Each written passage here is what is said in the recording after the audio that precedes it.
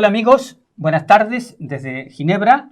Les transmite Juan Gasparini. Vamos a hacer una entrevista con dos personas, la primera vez en este estudio que vamos a entrevistar a dos personas son víctimas de la represión en Cuba que han venido a testimoniar aquí en la ONU en Ginebra.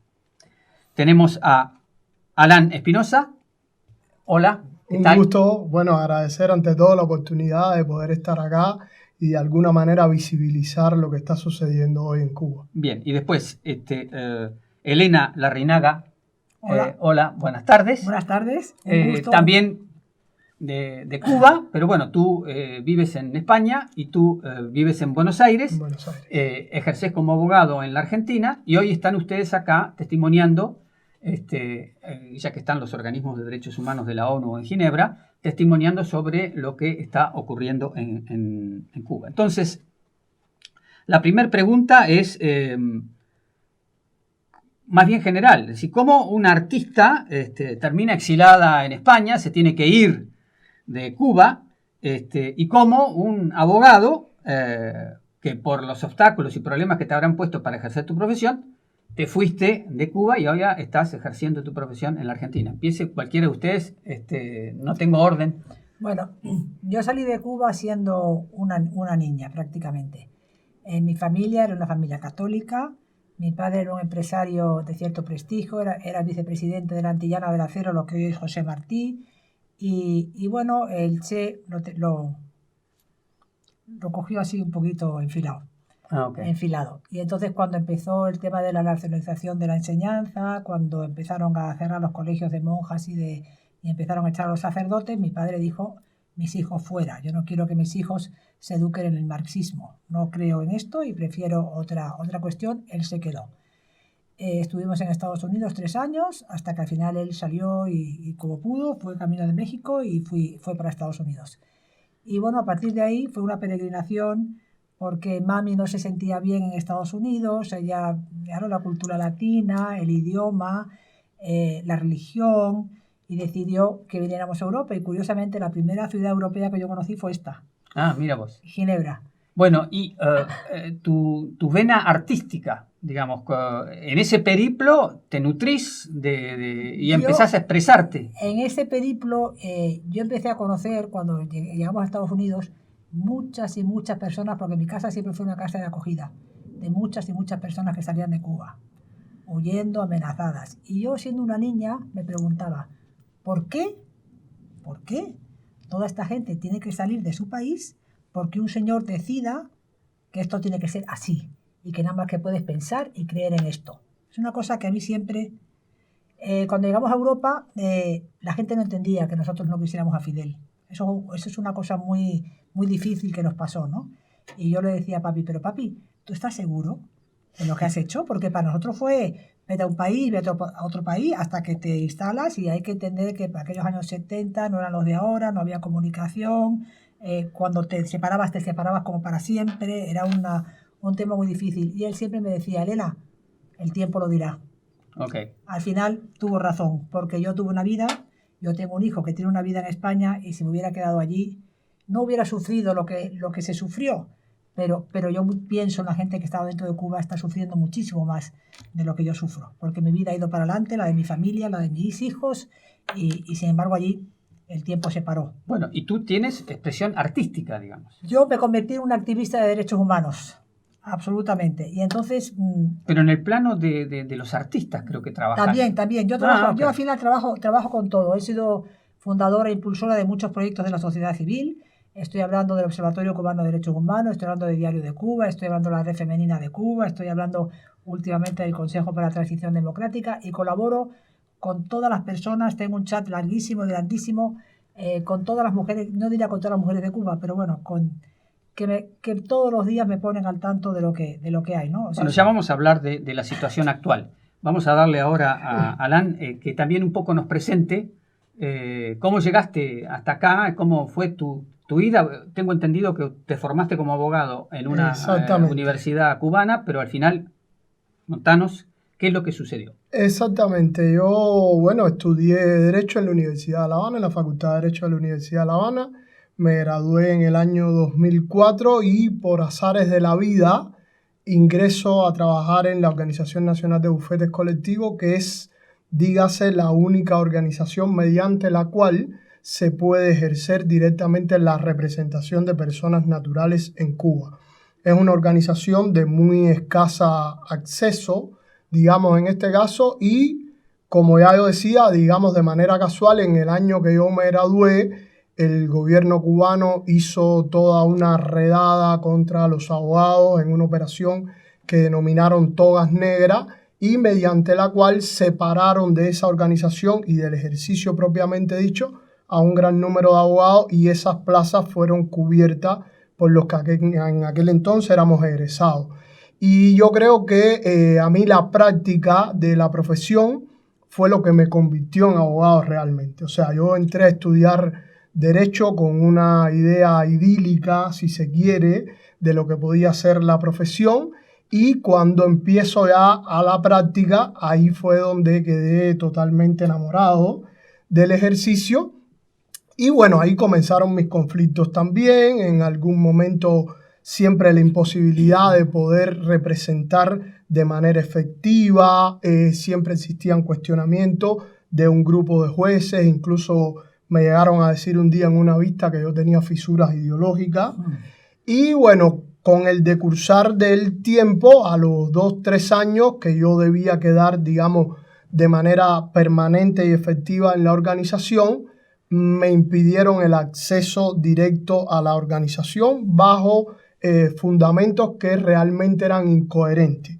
En aquel momento, quien era mi directora estaba en un conflicto de intereses porque yo era un abogado que también ingresaba un buen caudal económico, si se quiere llamar, a la organización, y entonces me plantearon de alguna manera para calmar los ánimos que yo me quedara como especie de un año en una especie de prueba, que no era tal prueba, que al año iba a ingresar directamente.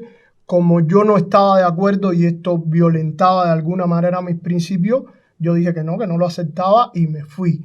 De ahí después paso a trabajar en una corporación nacional que había, que se llamaba Cubal CSA, donde también tuve problemas porque en ese momento ellos consideraban que yo representaba a la administración y a mí desafortunadamente o afortunadamente me tocaba atender toda la parte de lo que eran reclamos laborales. Y me llegaban muchos expedientes donde el trabajador le asistía a la razón y yo se la daba. Y esto fue creando fisuras hasta que, bueno, me fui a trabajar a la parte contractual dentro de la misma corporación, pero después al año esta corporación es asumida por las Fuerzas Armadas de Cuba. Pasa a formar parte de una empresa de las Fuerzas Armadas y yo no quería estar bajo esa condición porque además había trabajado también en la jurisdicción militar, conocía de los riesgos que llevaba a trabajar en la jurisdicción militar en cuanto a sanciones, a penas, los procedimientos, y ya a partir de ese momento fue como que yo me vi imposibilitado de alguna manera de ejercer lo que a mí me apasionaba. Y ahí tomo la decisión de salir de Cuba. Primero me voy a Chile a través de unos médicos amigos de mi mamá, que también es médico. Viví alrededor de 10 meses en Chile y estando en Chile conocí a la mamá de mis hijos, que es argentina, y bueno, me traslado a Argentina, nacieron mis chicos, me puse a trabajar en Argentina, hice toda una vida, me naturalicé argentino y bueno, afortunadamente después de bastante sacrificio, hace alrededor de un año terminé de rendir mi reválida y ya soy abogado también en Argentina. En ese interín, también ya producto de todas mis inquietudes políticas que yo venía arrastrando, digamos, desde que vivía en Cuba, conozco a través de un amigo, conozco a Larisa Diversen y todo el proyecto de Cubalex. Y fue algo que para mí fue un antes y un después. Ahí nos vas a explicar, pero esto queda claro, digamos, y esto es para los que nos ven y los que nos escuchan, es que normalmente las víctimas vienen acá un poco a mostrar las heridas de la represión, etcétera, etcétera, pero no lo que ustedes han testimoniado ahora, que es el sufrimiento de vivir bajo un régimen de partido único, digamos. O sea, que vos no podés tener ningún tipo de autonomía ni de respeto a tu pensamiento porque si el partido no piensa exactamente como ellos estiman que tenés que pensar, viene la represión concretamente. Esto es importante y podemos dar el salto, digamos, a partir de la experiencia de vida que los llevó a disentir, digamos, con el Estado cubano, a las razones por las cuales hoy ustedes están acá, es decir, acá están los organismos de derechos humanos de la ONU y ustedes están haciendo un trabajo que tendrá un grado de confidencialidad que no van a revelar, pero ustedes han venido a hacer conocer a los funcionarios de Naciones Unidas, a los diplomáticos que nutren en la vida de la Ginebra Internacional de Derechos Humanos, lo que está ocurriendo y sobre todo lo que está ocurriendo en Cuba a partir de las protestas reprimidas por el gobierno, las 700 personas que siguen de esas detenciones aún en prisión, algunos con condenas muy grandes. Y entonces quería que un poco entráramos en las razones de vuestra visita acá en términos del testimonio que ustedes han canalizado sin identificar a las personas con las cuales se han reunido o se van a reunir. No sé, empiezan cuando... Sí, a ver, yo creo que has hecho una definición bastante exacta de cuál va a ser nuestra labor acá. Yo creo que nosotros venimos a visibilizar la situación que tienen todas las personas y la posición del gobierno cubano en cuanto a los derechos humanos y a su respeto y garantía en Cuba en estos momentos. Pero no solamente a visibilizarlo, sino también de alguna manera a brindarle los elementos a todas las representaciones, los órganos que están acá en Ginebra para que ellos logren entender realmente cómo se manifiesta esto desde el punto de vista material en la Cuba de hoy. ¿Y por qué digo desde el punto de vista material? Porque de alguna manera el gobierno cubano ha tratado o tiene toda una experiencia en tratar de maquillar o manipular con la legislación la realidad que impera en Cuba. Entonces, muchas veces lo que ellos recogen en un texto legal no se corresponde en lo más mínimo con su aplicación en la práctica. Y es aquí donde estriba la mayor vulnerabilidad para todas las personas en estos momentos. Tú ponías, en este caso, por ejemplo, todo lo que tiene que ver con este detonante social que se dio el día 11 de julio, que fue a punto de partida de toda la situación invivible que impera en Cuba por falta de asistencia médica, por falta de alimentos, por cercenamiento de derechos humanos básicos como pueden ser la libertad de expresión, la libertad de asociación, los derechos políticos que tiene cada una de las personas en su condición. Y fueron manifestaciones pacíficas, no hubo uso de la violencia por parte de los manifestantes. Exactamente. No hubo ningún instrumento de ataque militar por parte, sino que la gente salió a manifestar estas cosas que vos decís, es decir, que no se puede seguir viviendo como se está viviendo. Claro, es que la gente salió a pedir libertad. Exactamente. La gente nada más que pedía libertad. O sea, esto fue una manifestación donde la gente no dijo abajo el gobierno, donde la gente nada más que dijo libertad. Libertad. Y a mí hay una cosa que me preocupa mucho, porque las sentencias son evidentes, se ven, están ahí, se pueden denunciar, son hechos visibles. Pero en Cuba yo siempre digo que la peor violencia es la que no se ve. Las cosas que no se ven son realmente las duras. ¿Qué está haciendo el gobierno cubano, por ejemplo? El gobierno cubano sabe, por ejemplo, que las madres fueron un gran detonante de todo esto, ¿no? Las madres animaron a la gente joven a salir. Les dijeron, salgan, porque ustedes tienen derecho a pedir libertad. Nosotros no lo hemos conseguido, ustedes sí. Entonces, ¿cuál es el castigo del gobierno cubano hacia esas madres? Lo que nosotros llamamos violencia vicaria. Vamos a ver, si yo le quiero hacer daño a usted, en vez de hacérselo directamente, se lo voy a hacer a su hijo, se lo voy a hacer a su hermano, se lo voy a hacer a su cuñado, se lo voy a hacer a su vecino. Entonces, con eso, ¿qué hacemos? Tejemos una tela de araña que aísla y criminaliza a la persona. Con lo cual, tenemos que estar dando asistencia psicológica y hemos elaborado un manual de un procedimiento para que estas personas sigan ese manual y no se acaben convenciendo de que ellas son las responsables de que sus hijos estén en la cárcel. Porque ellos se dan la vuelta. O sea, te dice tu suegra, si tú no te hubieras animado al niño, no estaríamos en esta situación. Te dice tu vecina, yo no te quiero saludar porque a ver si a mí me va a pasar algo. Te dice tu sobrino, oye tía María, si tú no hubieras, pues no nos veríamos en esta situación. O los propios agentes de la seguridad del Estado en sus interrogatorios, cuando intentan que los activistas se inhiban de ejercer sus derechos, una de las cosas que plantean es esa. mira lo que le estás haciendo a tu hijo, o por tu culpa a tu hijo le está pasando esto, aquello o lo otro.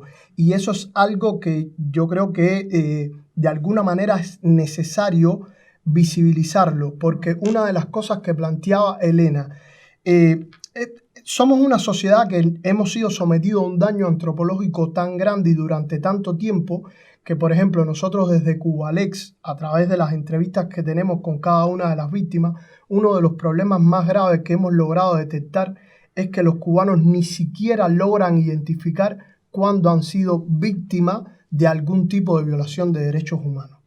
Un ejemplo muy claro es, por ejemplo, las detenciones, las desapariciones forzosas a partir de detenciones ilegales. Tú le preguntas, ¿alguna vez tu hijo, tu familiar, alguien fue sometido a una desaparición forzada? Y te dicen no, porque para ellos la desaparición forzada es la que viene seguida de la muerte de la persona. Y no es así. Desde el momento en punto en que la autoridad niega el paradero de la persona, aunque sea por un minuto, esa persona fue víctima de una desaparición forzada. Muchas veces le preguntamos si han sido víctimas de tortura y te responden que no. Y nosotros a través de la exploración nos damos cuenta de que sí han sido víctimas de tortura. Por ejemplo, los ponen en un patrullero que la parte trasera está cerrada de manera casi hermética a unas temperaturas como las que hay en Cuba, ponen el patrullero al sol y lo someten a ese tratamiento durante varias horas. En el caso de las mujeres puntualmente y como punto de partida de esa violencia de género que también apuntaba Elena anteriormente, las dejan a altas horas de la noche en lugares extremadamente despoblados y expuestas a ser agredidas sexualmente o físicamente y demás. Pero sin embargo, cuando uno le pregunta a esa persona si ha sido víctima de tortura, te responden que no, porque tienen interiorizada la tortura como el daño físico puntual y no como todo este tipo de cuestiones, tratos humillantes, denigrantes o torturas psicológicas que también forman parte de las torturas y que son condenadas incluso por todos los tratados internacionales. La represión es una especie de onda expansiva que no solamente afecta a la víctima directa e inmediata, sino a todo su entorno. Exactamente. Así es. Pero además las consecuencias se pueden cuantificar, digamos, porque están representados en las convenciones. O sea, el tratamiento inhumano, degradante, y todo eso también es una tortura, no solamente que te cortan la nariz, sino que hay posibilidades, explorando en la legislación de derechos humanos de la ONU, ver cómo ustedes pueden fundamentar esta especie de onda expansiva que ustedes han descrito. Sí. ¿Qué otros elementos podrían describir ya para ir terminando? Pues mira, yo creo que en Cuba hay una cosa muy, muy importante. O sea, el gobierno es, digamos, es un violador en masa, ¿no? Eso es una tendencia que baja la población, ¿no? Entonces, las mujeres en Cuba están muy desprotegidas ante las instituciones y muy desprotegidas en el hogar. Por ejemplo, en Cuba nosotros estamos llevando, porque en Cuba, por supuesto, la violencia de género no está tipificada como delito, o sea, la impunidad es enorme. Incluso, como decía él, las propias familias de las mujeres asesinadas o violadas no se atreven muchas veces a denunciar por lo que pueda pasar hasta un punto de vista de prestigio familiar. O sea, un poco la mujer es la culpable de este asunto. Entonces, en Cuba muere cada 10 días una mujer muerta por violencia de género. El gobierno ni está ni se le espera y no lo quiere. Dice que hasta el 2028 se pensará si la va a tipificar como delito. Es el único país de todo el hemisferio occidental que no la tiene tipificada como delito. Y esa es una reclamación grandísima de las mujeres. Pero una preocupación que yo tengo muy grande es que la hazaña con que se mata es un poco reflejo de la crisis social tan grande, de la frustración tan grande que hay en el país. Porque una cosa es que tú mates a tu mujer porque le has pegado un empujón, porque, en fin, incluso que la has tirado por la ventana. Pero que tú cojas a tu mujer, primero mates a los niños delante de la mujer para que la mujer ya sufra. Y después de eso le pegues 10 puñaladas a una persona. No sé cómo decirte. Es un ejemplo, digamos, de la decadencia en la que este gobierno ha llevado a la población. La población cubana está sufriendo muchísimo y yo quiero aprovechar este espacio para decirle a la gente, abran los ojos, no crean lo que estas personas dicen, porque incluso cuando ellos detienen a la gente por pocas horas, lo hacen para que no se le suba el ranking en las declaraciones en Naciones Unidas. Sí, no, acá se pusieron de moda las detenciones express. Claro. Cuando llegaba el reclamo de la ONU, a los 10 días la persona la soltaban, pero la habían torturado durante 10 días y la habían destruido en 10 días. Y luego más adelante la vuelven a coger por un tiempo determinado para que justo no sobrepase lo que tiene que pasar. Para que no aumente las cifras. Exactamente. Bueno, en ese sentido yo creo que es importantísimo, aprovechar esta oportunidad que nos has dado y que nosotros sabemos que tiene mucho alcance acá en Ginebra y ante Naciones Unidas para poner el foco sobre todo el reordenamiento jurídico que ha llevado a cabo el gobierno cubano y que en gran medida es una respuesta a toda esta explosión social del 11 de julio. En 3 meses aproximadamente vamos a tener o va a entrar en vigor un nuevo código penal que es extremadamente peligroso. Es peligroso porque tiene una laxitud extremadamente grande, al punto de que los ciudadanos no van a poder comprender cuáles son los hechos o la manera de actuar que puede ser constitutivo de delito y cuál no es constitutiva de delito. Esto es una violación flagrante al principio de legalidad. Eso por una parte. Después es un código que intenta cercenar prácticamente todos los derechos humanos que puedan existir. La asociación, los derechos políticos, la libertad de expresión, el financiamiento para poder ejercer esos derechos políticos. De hecho, está, por ejemplo, el artículo 120 de este código que criminaliza toda aquella acción u asociación que tenga como fines lograr o promover un cambio del sistema imperante en Cuba. Una de las cosas que llama la atención es que este ordenamiento jurídico, respecto de su predecesor, el que aún está en vigencia, tiene unos niveles de criminalidad en cuanto a los delitos políticos que es llamativo. En Cuba anteriormente existían 20 delitos que estaban penados con pena de muerte o que se podía imponer la pena de muerte. El gobierno cubano, contrario a la obligación que tiene, de acuerdo a los estándares internacionales, de eliminar la aplicación de la pena de muerte, no solo la mantiene, sino que la lleva a 24 delitos en lugar de 20. Y en cuanto a la privación perpetua de libertad, el aumento es aún más desproporcional. Pasa de 3 delitos que había en el Código Penal aún vigente a 31 delitos en el futuro Código Penal. Claro, o sea que lo que están pensando es que el levantamiento social que se vivió lo van a tratar de sofocar con esto. Exactamente. Que sea disuasorio, digamos, que la gente vea el temor para que no haya nuevamente levantamientos de movilizaciones sociales pacíficas, que no hubo armas y solamente pedían libertad. Correctamente. Sí, eso es lo que a mí me gustaría dejar claro aquí, porque el gobierno cubano siempre nos ha hecho como muy mala prensa, ¿no? A la oposición, a la disidencia, a los exiliados, ¿no?